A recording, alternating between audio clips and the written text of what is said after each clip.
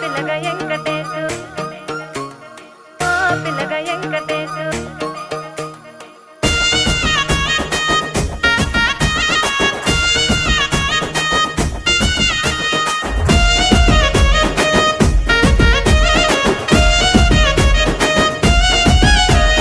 సితిరాల మనసు నాది చిన్నగా పోతుంటావో చూడక పోతుంటావో ఇంట్లో చిన్నదాన్ని నేను సితిరాల